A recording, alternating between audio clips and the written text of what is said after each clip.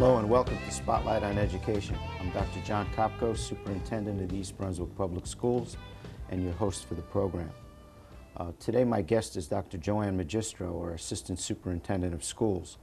Dr. Magistro's responsibilities cover a variety of areas, but today we're going to be concentrating on our kindergarten program. JoAnn, when did you begin working with the kindergarten teachers? Well, at the beginning of the last school year, the elementary principals expressed to us a interest in having the kindergarten program reviewed. And as you know, Dr. Kopko, with the reduction in administrative staff, the position of supervisor of kindergarten was reduced.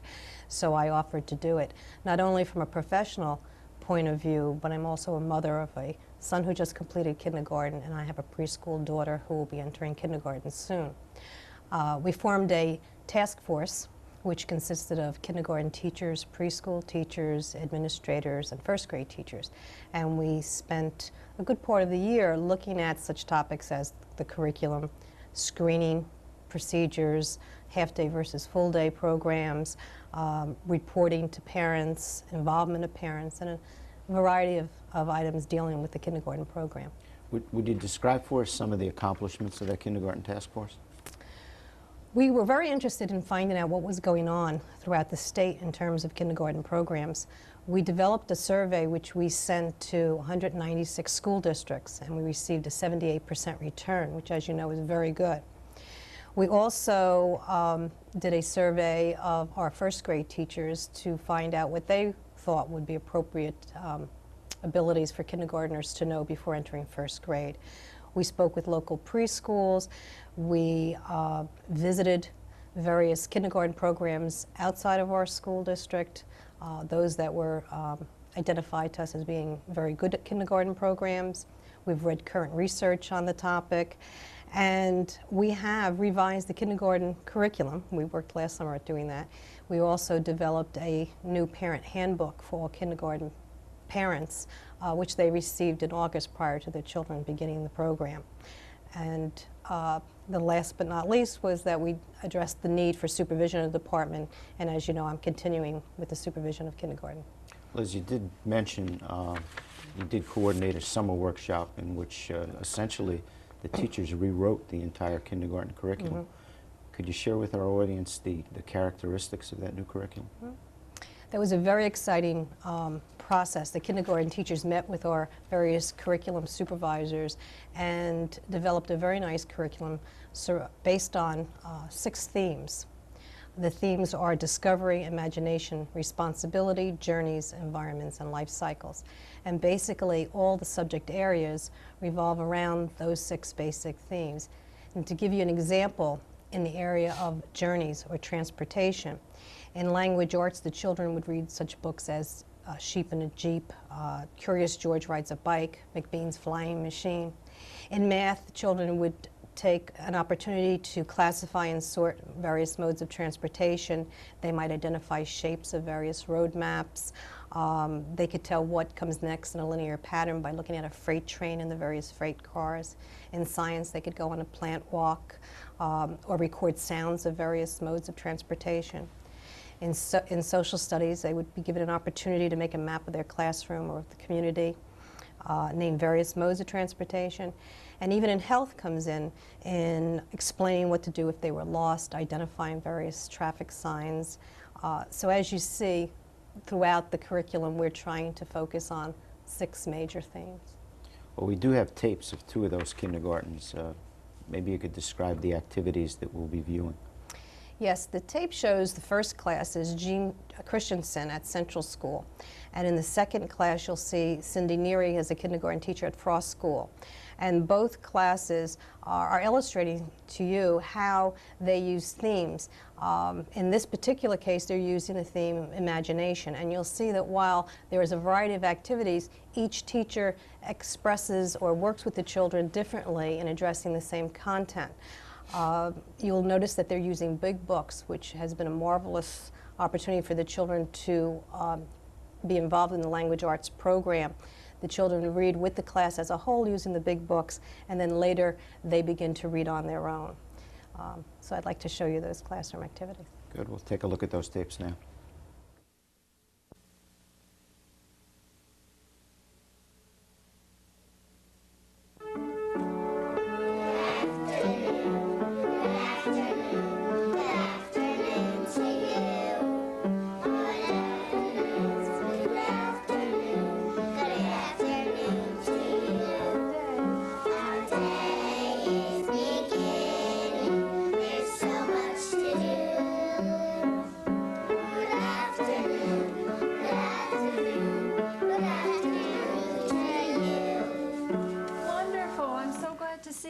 on here today.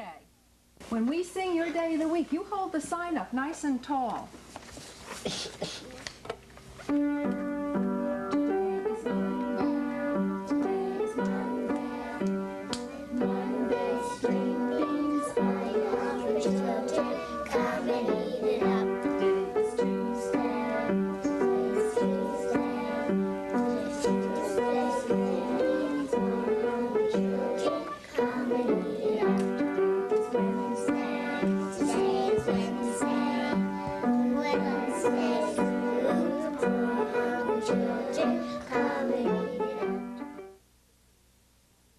We're going to read One Hungry Monster today. We're starting a new unit all about imagination. Are monsters real? No. No. Have you ever seen one? No. No, I haven't either. But in the book we have 10 hungry monsters. Well, One Hungry Monster, a counting book in rhyme by Susan Haybor O'Keefe, illustrated by Lynn Munksinger. Do you remember what this page is called? Title. The title page. Here we go. You can read along with me if you can read some of these words. One hungry monster underneath my bed, moaning and groaning and begging to be fed. Did you hear some rhyming words? Bed and fed. Very good, Brittany. Bed, fed. Can you say them with me? Bed, fed. Great. Two hungry monsters at my closet door, chewing up my sneakers, asking me for more. Door and more. Door and more. Oh, you got it again. Door, more. Say them. Door, more. Very good. Three hungry monsters in the upstairs hall, lick the flower painting hanging on the wall. Wall, Chelsea. Hall. One jug of apple juice, 2 loaves of bread, 3 bowls of spaghetti that they dump upon my head. 4 purple eggplants, 5 pickled pears, 6 orange pumpkins, they climb up and down like stairs. As we're doing this, I want you to remember how the monster feels, because we're going to write that on a piece of paper, okay? Why do you keep the food in your mouth? He's very hungry. Right, when you have your turn, I'd like you to tell me what you're going to feed our monster. Can you read what the paper bag says? Lindsay, it says feed me. He is very hungry. All right, Lauren Clay, come on up. What are you feeding the monster? Meatballs and apples. Terrific. Meatballs and apples. Yum, yum. Gobble, gobble, gobble, gobble. Hey, Eric. What are you feeding him? Bread, pizza, apples, string beans, 2 meatballs, and 1 spaghetti. Yum, yum, yum, yum, yum, yum. Hurry up. He's hungry, he's hungry. Diana, come on up. What are you feeding? Now let's do the number 1 first. And we have to think of rhyming words, and I'd like you to raise your hand if you can think of something. 1. Some. All right, now you have to have a rhyming word. 1. Done. Done. You think of some more. 1. Fun. Fun.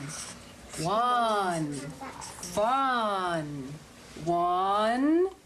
Thumb. Thumb. Evan, 1. Say it again. Thumb. All right, we have that one. Think of some more. One more we can get. 1.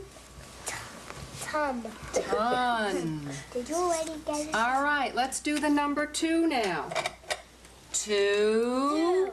Shoe. Stew. 2. That's a good story. Here we go.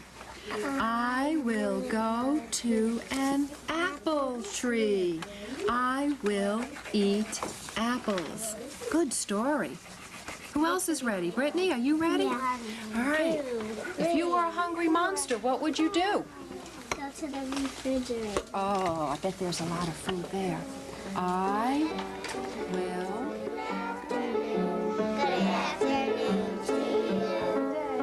Our day is beginning. There's so much to do.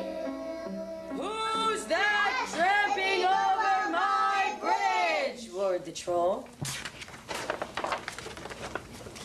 It's I, the big Billy Goat Gruff, said the big Billy Goat, and he had a very loud voice of his own.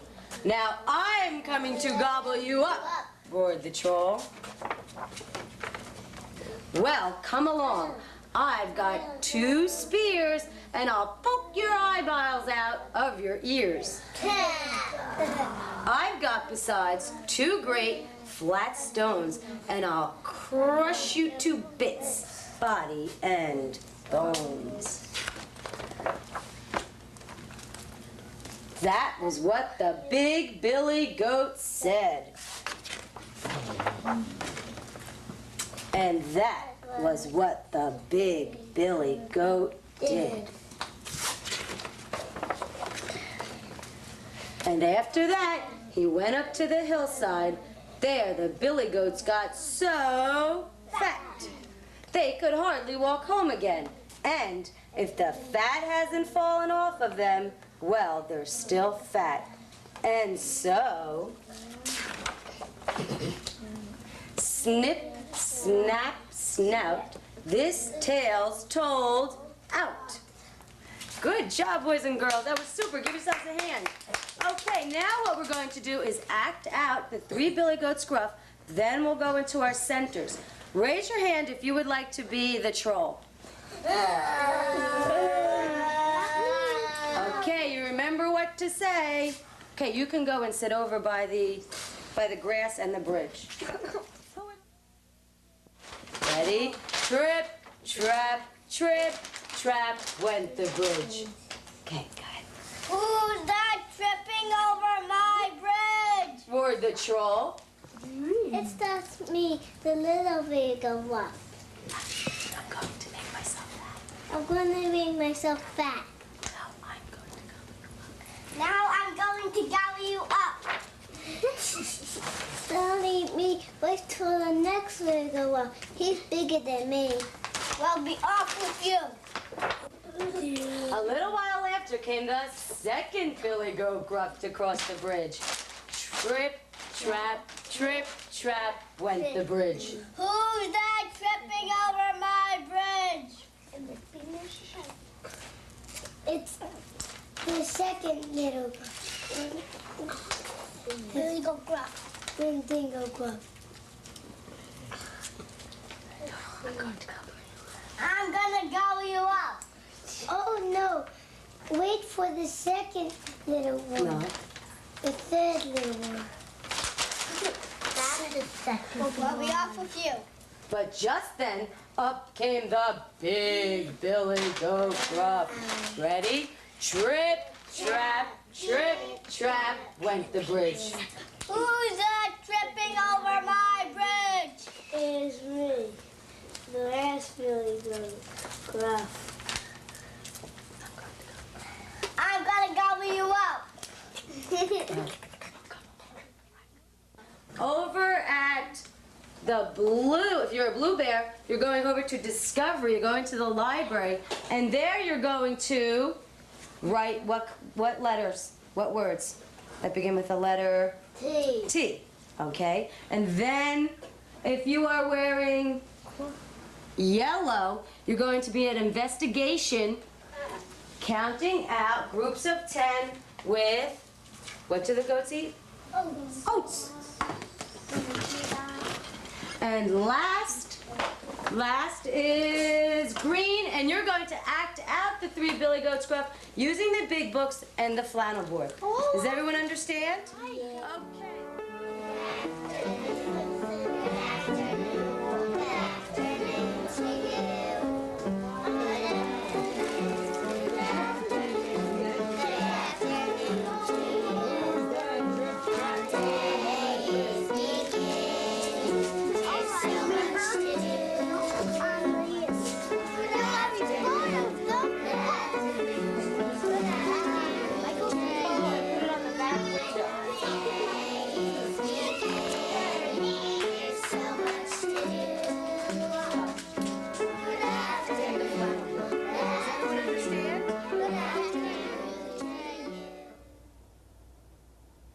Well, it certainly looked as though the children were just completely absorbed in what they were doing. Can you tell us what lies ahead for our kindergarten program now?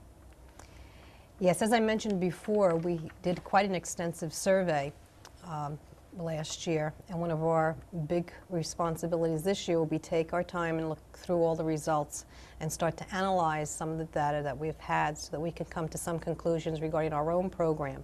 We'd like to continue looking at the current research in early childhood education, what the experts are saying are best in terms of learning activities for our children. We want to continue to visit schools, and one of the things that we found last year were some of the most marvelous programs that we saw were right here in East Brunswick. We're very fortunate to have some exceptional kindergarten teachers, and one of the things that we want to do this year is visit each other and learn from each other and share. We want to also look into our parent involvement. We have parent volunteers at many of our kindergarten classes. We want to look into that further. We feel that parents are certainly the most important person in our children's lives at this young age, and we want to utilize that and get the parents involved. And you can imagine that parents are also very much anxious to be involved in a kindergartner's program as their first time away from home for some of them. We want to look into the gap between preschool education and kindergarten education. Last month, I was invited to attend a preschool directors meeting in the area where I spoke very much about what we did last year in terms of the activities to improve and look at our program. They really were very, very receptive at the involvement or the input that they were able to give us in terms of what they see the transitional concerns from one program to the other. We plan this month to have a meeting of preschool directors and kindergarten teachers in which we will display for them our program, our curriculum, so that they have a better understanding of where their children will be coming when they come for us. We're going to work on such topics as easing the transition from preschool into kindergarten. We're going to talk about various common concerns that we have, and also keep in mind those children who do not have a preschool experience and how they're transitioned into our program. Another area we're going to look at are the materials and equipment for our program. Now that we're meeting more amongst each other and looking at our programs together, we're noticing that our programs all don't offer the same kinds of materials and equipment and among our schools. So we're going to identify those things that we feel are most appropriate for teaching early children and see that they then become a standard list of equipment necessary to open a new kindergarten, perhaps when we need to, in our schools, and to upgrade what we have. We want to look at student assessment in kindergarten. We spent our in-service day last month with teachers on that topic. We're looking at our current report card. In light of our new move to integrated language arts, we don't see that that is as nice a match as we would like it to be. So we're going to look at the report card. We're going to look at various assessment. As you know, our kindergarten children are involved in the CTVS. We're looking as to whether standardized testing at kindergarten age is appropriate. So there are a lot of things we're looking at in the whole area of assessment. We also will then develop a list of recommendations based on all of this, in which we hope to present to you, addressing topics such as assessment, review of our, maybe some adjustments to our curriculum, looking at standardized testing, looking at full day versus whole day half day versus full day kindergarten, and a multitude of things that we've looked throughout this year. And we hope that you'll enjoy our recommendations. I'm sure I will. Finally, could you give some advice to parents whose children will be attending kindergarten next year? What are some of the things that they could be doing to better prepare their children for that monumental move to kindergarten? I guess and I took some time to think about this, and I thought if I could turn back the clock and even give myself some advice before my child entered kindergarten a year ago. I guess the most concern that I had, and I think that many parents have, is are our children academically ready? You know, should they know how to read? Should they know the alphabet? Should they know how to count? And at this point, I would tell parents to relax, that the most important gift that they can give their child is to spend their energies developing real life experiences that develop a real joy of learning. Research has shown us that children that come to school that enjoy learning and that have learned through playful activities, because many of our children at this age obviously learn through play. And if they come ready and anxious to learn, that's the best gift you can give to a child coming to our program. Leave the academics to us. And I think if parents keep in mind that children are candles to be lit and not cups to be filled, that's the best advice I think I could give. It's terrific. I'd really like to thank you for being here, and I mean that sincerely. I want to commend the work that you've done in taking on this responsibility and this initiative, because the leadership that you've exhibited in this area has just been phenomenal, and I think we as a school district are better for having you with us. And the kindergarten teachers themselves, they never cease to amaze me. I mean, they're just so impressive. Their enthusiasm, their commitment, and the way they care for the children is just outstanding. And it's wonderful to see you working with them and to see that group working together. It's going to be, I think, phenomenal for this school district, so I do thank you for that. I'd also like to thank our audience for watching, and on behalf of the East Brunswick Public Schools, I'd like to wish you and your families a very, very happy Thanksgiving, and I hope you'll be with us again next month when my guest will be our Supervisor of Arts Education, Tony Migliaccio, and he will be reviewing our art program for us. So once again, thank you for watching.